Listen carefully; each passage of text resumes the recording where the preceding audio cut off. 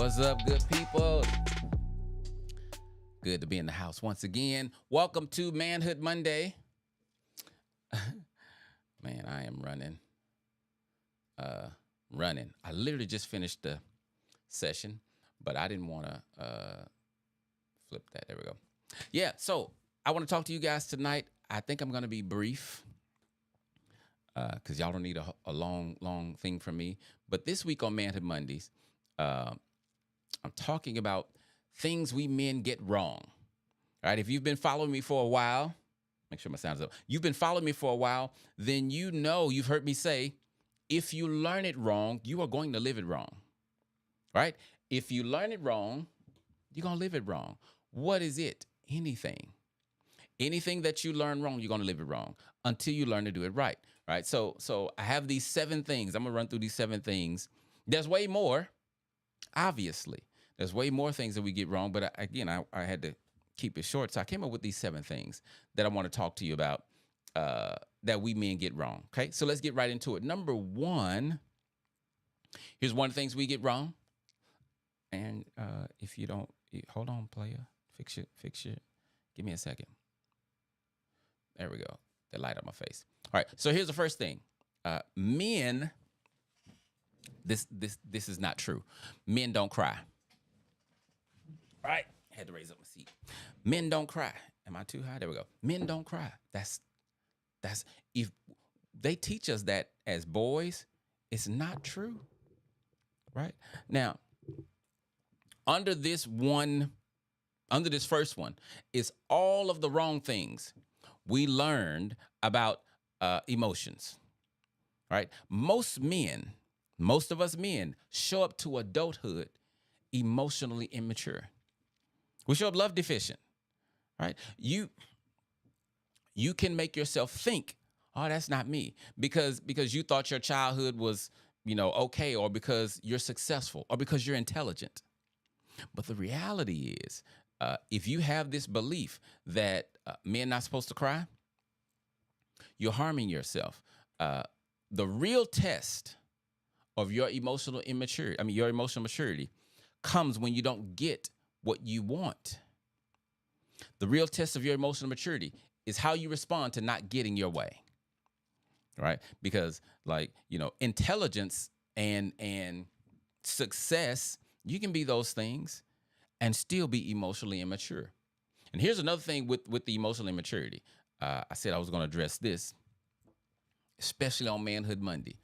And so if one of you who I'm about to describe, if you're listening to this, I don't mean any harm. Yeah, I don't mean any harm, and I don't mean, I'm not trying to disparage you. But there's no such thing as alpha man. I'm not talking about A5A, like alpha 5. I'm not talking about that. I'm talking about, men who say, I'm an alpha man, stick your chest out. As if some kind of way you are more masculine than regular men. Okay. I have never met in my life someone who called themselves an alpha male who was not actually a little boy in disguise. Now, they won't tell you that. Oh, they'll shoot you dead. They'll fight you at the drop of a dime. But why? Because of the emotional immaturity. See, we use this term that we use for lions. Lions, that's alpha male. We're regular human beings.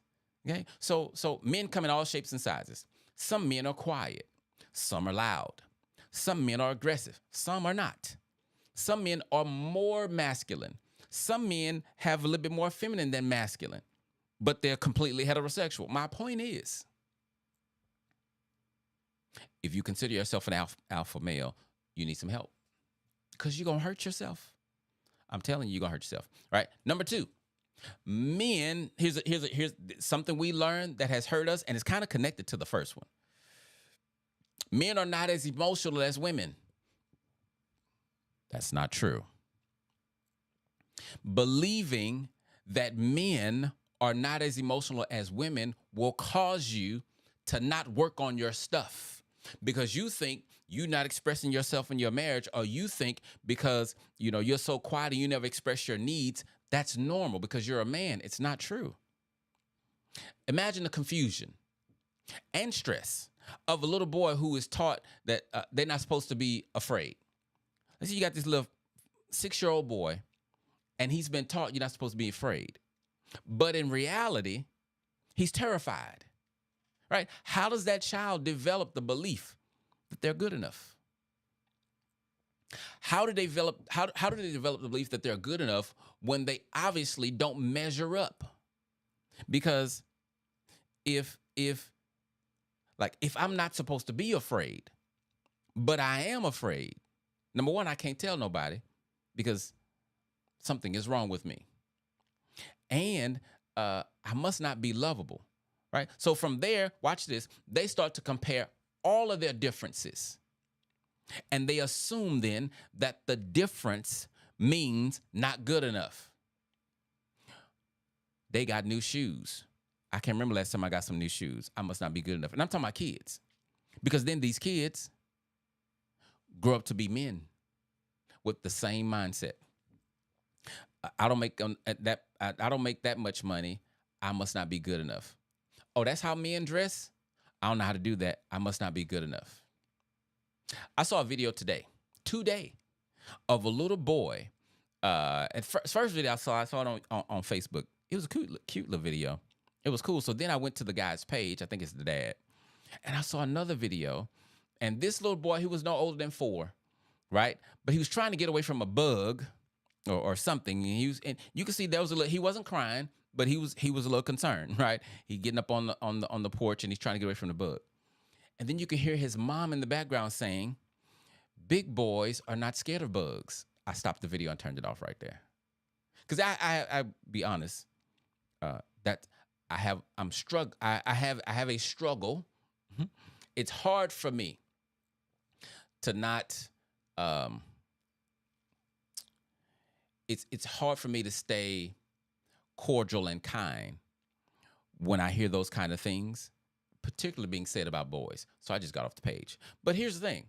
She said, big boys aren't scared of bugs. Well, dang. Well, now what do I do? Obviously, I'm not a big boy because I'm scared, which also means I'm not good enough. Women do not have more emotions than men. As a matter of fact, did you know that one of the number one causes of murder, homicide, is like love triangles, or I forgot the name of it. It slips me. But basically, not just women, but men killing folk because they don't know how to deal with their emotions. So that, I believe, stems from this lie that women are emotional, men are not. And then, so let me just go to number 3. Because these 3 ties together too, right? Here's number 3. You have to be tough with boys. You don't have to be tough with boys. You young men who are raising sons, if you did not have a healthy relationship with your father, you need to get help. Because if you don't, you're going to injure your son. Right? You already know that. So think about it. Just think logically. You already know just because you love someone, that does not mean you will treat them well automatically all the time. It doesn't mean that. But that's what we think, right? When someone says, "I love you," we think what we actually hear is, "I'm going to do everything I can to make you feel good." That's what we think "I love you" means. That's not. That's not what "I love you" mean. But here's my point. My point is, just because you love your child does not mean you will know how to raise them to be whole and healthy. Doesn't mean that you'll know what to invest in them, right? Nobody has ever been able to convince me that we got to be hard with boys. I remember having a conversation with a guy I went to school with. You might be watching, right? And we was talking about, disciplining kids and stuff like that. And, I'm a little bit more lenient these days as far as discipline, right? Because we was talking about whether or not you should whoop children or right. But beyond that, the things that we do to boys trying to raise them to men, we're harming them. Here's what I tell people. If he's a boy, you don't have to be rough with him. He's a boy. Just let life happen.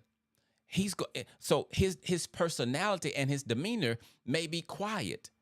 That don't mean he's going to be weak. And then what is weak anyway, right? That's something we made up. But don't you don't have to make him into a boy. One time I had a client. I had to work really, really, really, really, really hard to stay in character. He had a 2-year-old boy, 2-year-old boy, and the things like he didn't like that his 2-year-old was crying because he couldn't have some candy. I don't want him to grow up weak. I don't want him thinking, listen, let me tell you, it took the Holy Ghost to hold me. But I helped him though. And I think he was able to see and hopefully like stop harming his child like that. We don't have to be hard with boys. Now, I'm not. So people always ask me, are you talking about gentle parenting? I don't even know what that is. Like, that's a term that came up a few years ago. I've never researched it. I don't know what it is. I don't know what gentle parenting is. I'm talking about biblical parenting. And trust me, biblical parenting is not gentle parenting, because the way God parents me now, I mean, it's gentle, but it ain't like, it don't feel good, right? But let me just tell you, here's my point. When you're raising your sons, let me tell you what they need. The same thing the girls need at a certain level, especially at a certain age. They need love. Your son needs acceptance. Your son needs to know that he can talk to his father about things that he can't talk to his mama about. And of course, that's as he gets older. Your son needs the freedom to express himself, and he needs the freedom to cry when his emotions call for it. Now, you can help him, know how to process his emotion, but in order for you to do that, you got to work on your stuff, because what you can't do, you can't give your son what you don't have. Not possible. Okay, let me get off of this one, because again, I don't want to be long. So number 4, here's something we learned wrong. And I see this a lot, right? This is not true. I don't deserve my wife's respect because I hurt her, or I deserve to be disrespected because of how I hurt my wife. That's not true. Okay? And if you believe that lie, you're going to set yourself up for misery, and you're going to harm your marriage, because you're only a human being. And so you're taking on stuff that you're not designed to take on. That's going to come out in what we call dirty fighting or sarcasm, or like, it's just not going to be good, okay? Listen to this. Love and respect are not earned on this planet. I'm going to say it again. Love and respect are not earned. Now, I know we make folk earn it, or we try to make them earn it, but the reality is the only qualification for love and respect is being alive. That's it. Now, when I say respect, let me tell you what I mean. Like, I don't mean, like, my wife doesn't respect me as an accountant. All right? I'm not an accountant. Right? She doesn't respect me as an electrician. Like, if we had an electrical problem, my wife don't respect me. But as a human being, as a man, 1,000%. So fellas, what I'm telling you is, just because you've messed up doesn't mean that you have to be okay with being in the doghouse. Like, as a matter of fact, I don't even, what is the doghouse? Like, I've never agreed with that. What do you mean the doghouse? I'm a man. Doghouse. If me being an imperfect human disqualifies me from being respected, then everybody is disqualified. Right? If I have to be perfect to get respect, then don't nobody get respect. Stop believing that just because you hurt your wife, you don't deserve respect. Now, you can't just, don't think I'm saying just hurt your wife and just, hey, you need to bow down to me and respect me, and right? Like, Like, take care of your wife, take care of your marriage. But I'm just talking about get it out of your mind that when she's talking crazy to you, it's what you deserve. That's not true. Now, you don't talk crazy to her either. We don't do that. Boys do that. Men don't talk to women that way. The times when I've talked crazy to my wife, it was Lil Cliff. It wasn't me, the grown person. It was the little child inside. And he messed up a lot of stuff. And then guess who had to pick up the pieces? Me. I had to come back and apologize for what that brother did and said. I had to come back and, oh man, let me fix these things back in my marriage that you took. Why? Because I wouldn't put him on a leash. Oh, let me be more PC. I wasn't tending to him. I wasn't healing him. I wasn't giving him what he needs, which is, this good. It's not even on my list. Full acceptance. What does that mean? You got to accept yourself. I think it's unfair, disingenuous, and just flat out wrong for you to expect your wife to accept you when you won't. That doesn't make sense, right? Number 5. Y'all gonna disagree with me on this one. It's all good. Men need sex. That's not true. That's not true. In our sex-driven culture, we've elevated sex to the place of need. And it is harming us tremendously, right? This elevating sex to the place of need creates a very relaxed, it helps us create very relaxed boundaries, right? When you should have hard boundaries, and like that should be a hard stop. That should be I ain't even entertaining that. But our boundaries are very malleable, like very movable, very flexible in places where they shouldn't be. Do you understand what I'm saying? Right? For example, there was a time in our history in the country, there's a time when cheating was frowned upon. Like we've always been cheating. We've always been cheating. I'm not talking about men, I'm talking about human beings. We've always cheated. But there was a time when like you tried to hide that. Nowadays, it's almost celebrated. Or at least expected. Right? I hear men justifying it. Sir, why'd you cheat? Because she wouldn't give me none, and she was, she be acting like she ain't in the mood, and she always tired. And I hear you, but that's not a justification for you violating your marriage, violating your wife, right? You do not need sex. I hope my Facebook friends are watching this, because I'm streaming it on Facebook, and some of y'all on Facebook, I ain't gonna call your name, but you think sex is the most important thing to a man. It's not. So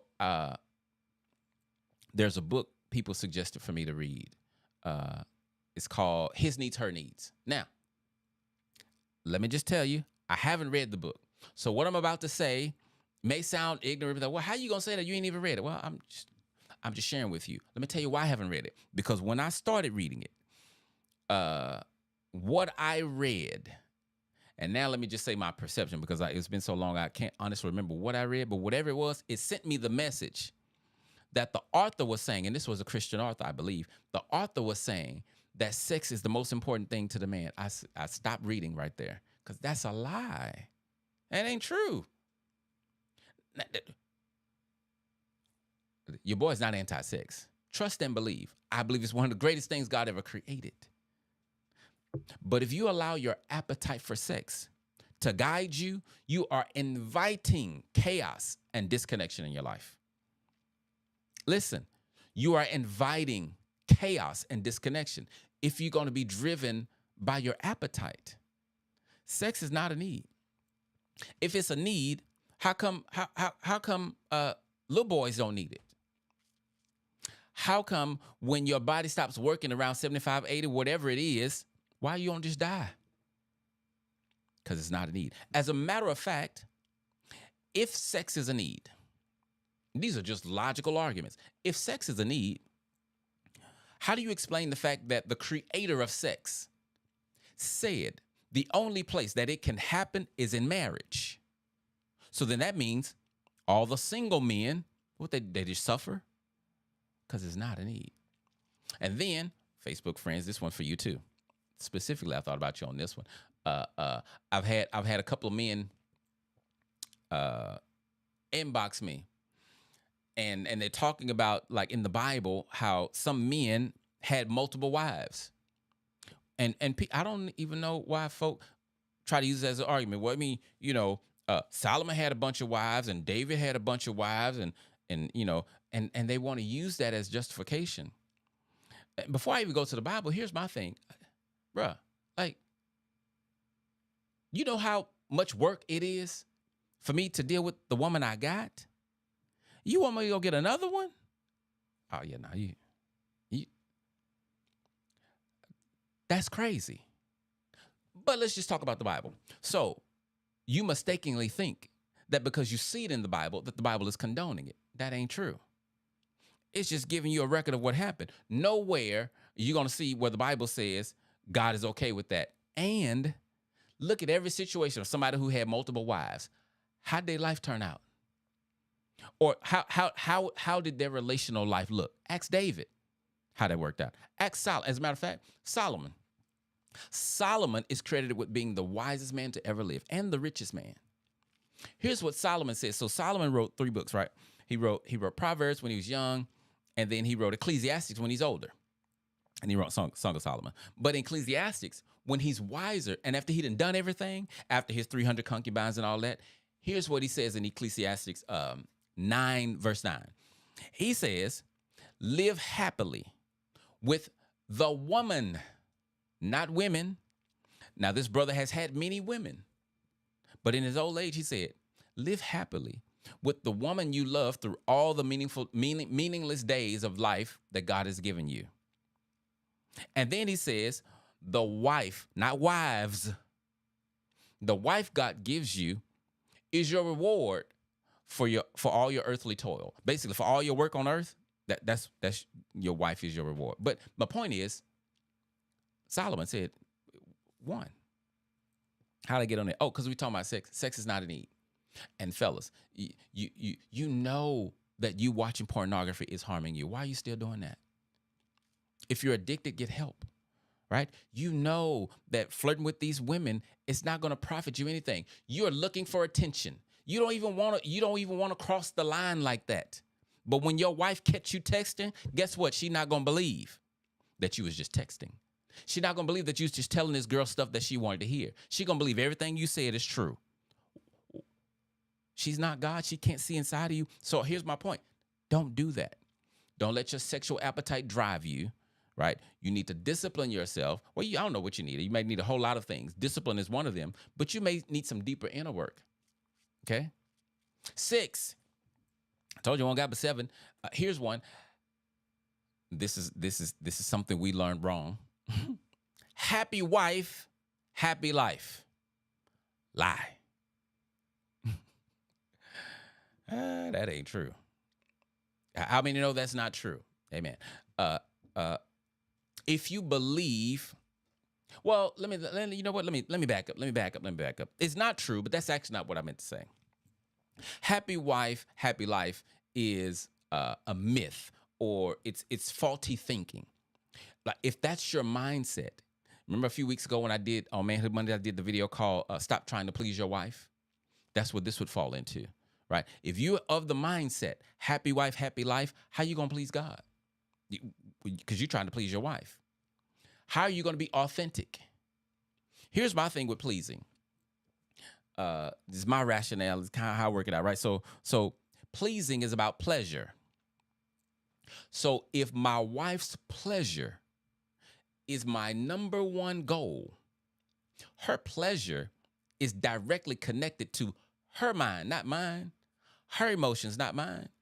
So in essence, to please her, I would have to figure out where her target is, because it's going to be constantly moving, and I got to constantly try to hit it, which means I cannot be authentic. It ain't possible. Why? Because I'm trying to please her. But if you shift that and you try to please God, make pleasing God your number one obligation, your wife will be okay. All right. Colossians, I believe it's Colossians 3:23. It says, work willingly at whatever you do as if you're working for the Lord instead of people. I'm going to encourage you to do your marriage that way. But happy wife, happy life, that's going to have you frustrated, because here's what's going to happen. See, I don't even know why. I don't know why we allow the culture to put us men down. Like Father's Day is the least of the holidays. We got to go to the dog house, right? And then like here we're talking about I got to please my wife. Well, what about me? I'm a human being too. Because what I'm not saying is, no, don't please my wife, please myself. Well, you still gonna hurt yourself. Or, has happy husband, happy life. It don't rhyme, but it will still be faulty in the same. Okay, so happy wife, happy life. That's not. It's ungodly. That's what I believe, because you can't be authentic.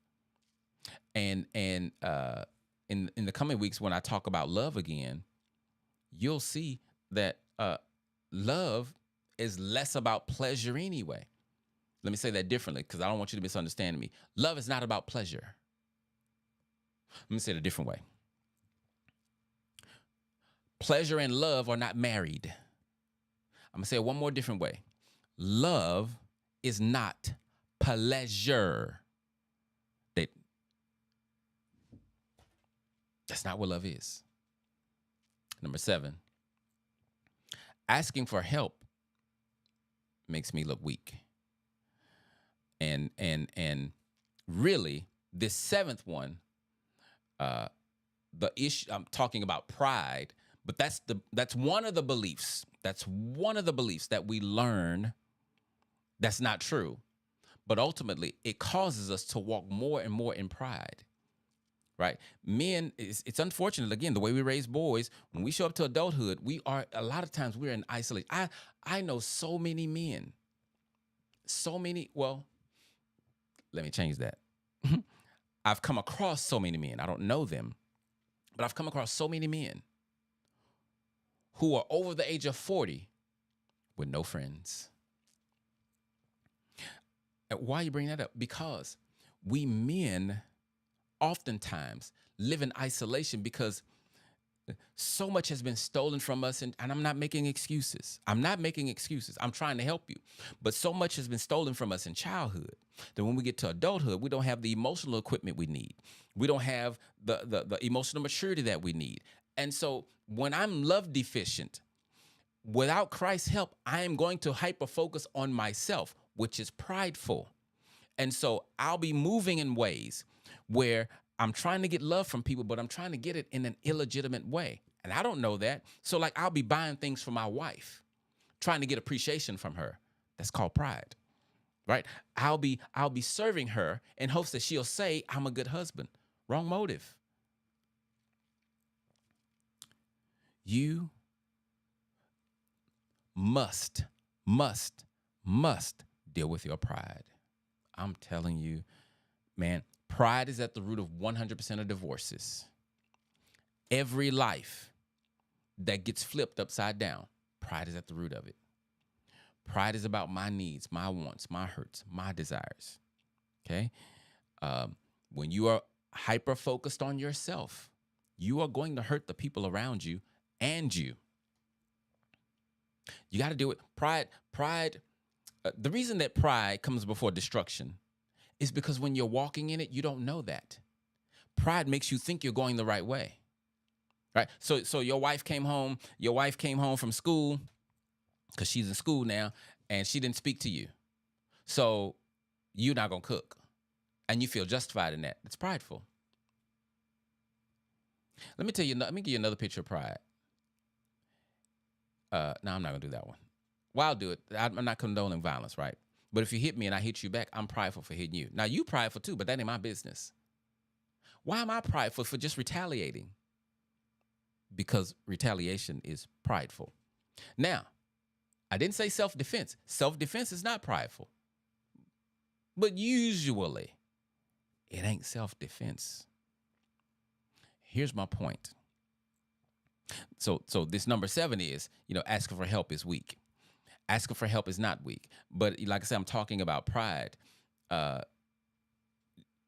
the help you need to ask for is somebody to help you do as you get older.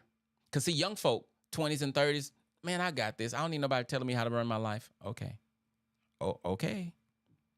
You start getting around 45, 50, and you realize, I don't know what I'm doing.